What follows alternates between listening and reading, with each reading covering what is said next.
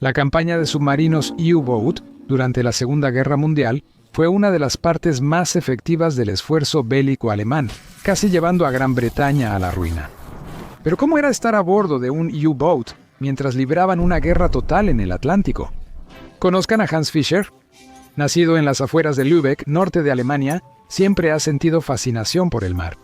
Tenía 17 años cuando empezó la guerra en 1939 y era aprendiz de mecánico. En 1941, al terminar sus estudios, Hans tuvo que decidir entre esperar el reclutamiento de la Wehrmacht o alistarse por su cuenta. La idea de morir congelado en Rusia le resulta poco atractiva, así que decide unirse a la Kriegsmarine, la marina alemana. Lo enviaron al entrenamiento básico y se ofreció como voluntario para submarinos. Hans no sabe por qué eligió ese trabajo. Él conoce los riesgos, pero una combinación de patriotismo, deseo de estatus y más que un poco de optimismo juvenil lo llevaron por este camino. Hans está en forma y su experiencia como mecánico lo hace un candidato ideal para el servicio en submarinos. Sus 3 meses de entrenamiento básico se llevan a cabo en el puerto de Kiel. La disciplina era estricta, pero pronto aprendió cómo era la vida a bordo y perfeccionó sus habilidades en un pequeño submarino tipo 2C de patrulla costera. Hans se adapta bien a la vida en un submarino y se gradúa de su entrenamiento. Luego es asignado a su primer submarino real. Este es el U-134, un submarino tipo 7C, conocido como el caballo de batalla de la Kriegsmarine. Entre 1938 y 1944 se fabricaron 568 submarinos.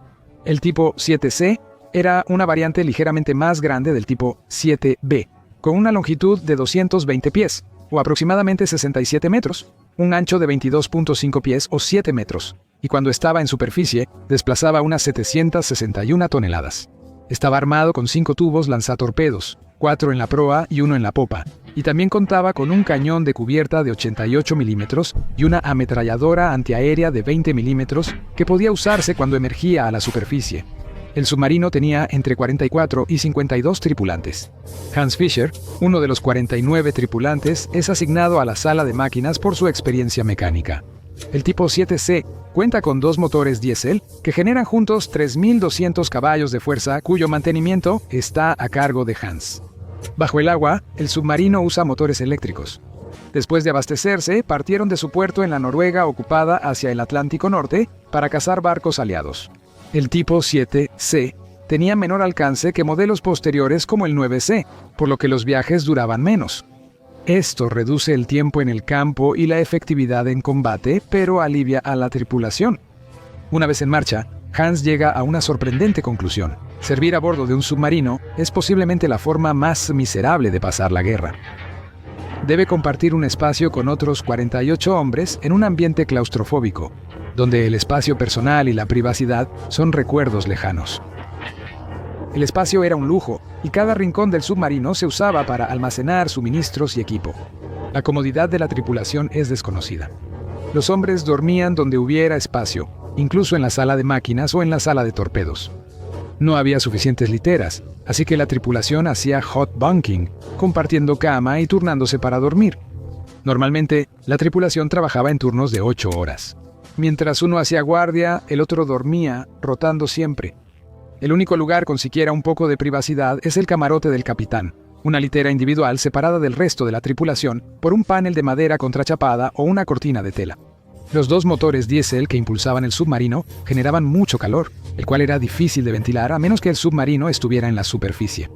Las temperaturas en el espacio claustrofóbico aumentaban, sobre todo en la sala de máquinas donde Hans trabajaba, y podían superar los 38 grados Celsius o 100 grados Fahrenheit. Él y el equipo de la sala de máquinas se asan e inhalan vapores de diésel, lo que aumenta la miseria. Ahora sería un buen momento para mencionar el baño y la higiene a bordo del U-134. No había ninguno. El espacio era limitado y no se consideraba esencial un área de ducha. A los hombres se les daba una estricta ración de medio balde de agua al día, y esto era para beber.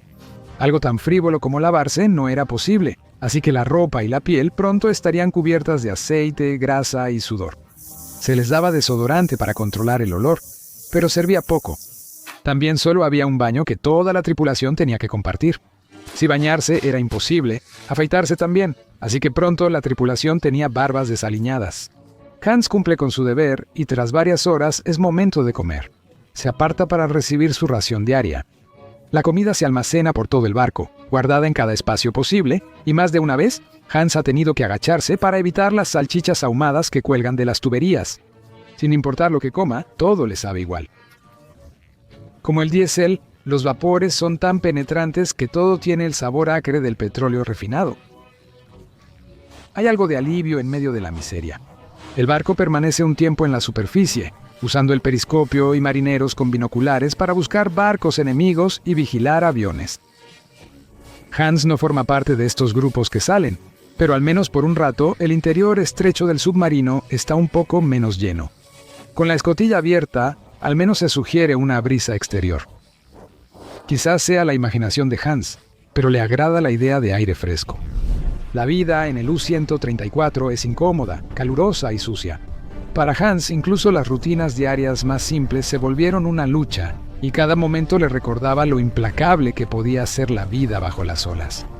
De repente, suena la alarma. El grupo entra rápido y cierra la escotilla de golpe.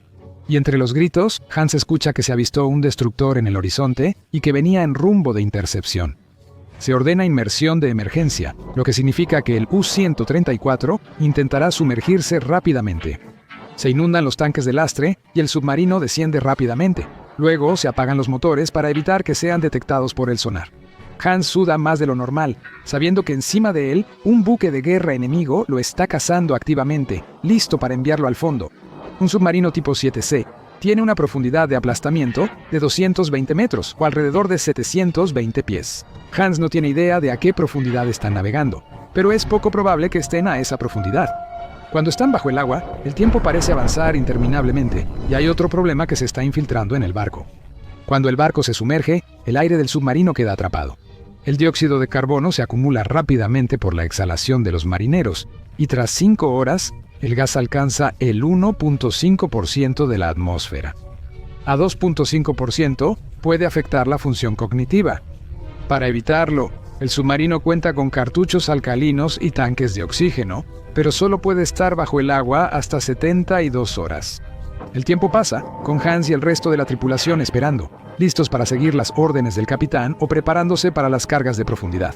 A los hombres que no eran necesarios se les pedía dormir para ahorrar oxígeno, pero pocos lo hacían. Nada de eso pasó. Tras una espera insoportable, el capitán sube el submarino despacio y con cautela. Revisa el periscopio y observa todo alrededor. Nada. El U-134 se desvía, esperando escapar del destructor y buscar presas más vulnerables. Durante el resto del servicio, Hans sigue la misma rutina de trabajo, comer, dormir, sin luz solar ni aire fresco, y una miseria constante. Su tiempo fue infructuoso y no se avistaron otros barcos aliados. Llegan al puerto y Hans sale del barco, cubierto de sudor y grasa, oliendo a sudor corporal y a humo de diésel, y con una barba descuidada. Por fin puede bañarse, afeitarse y comer sin productos petroquímicos. Tras un tiempo en tierra, regresa al submarino para otra patrulla. Hans Fischer tuvo suerte.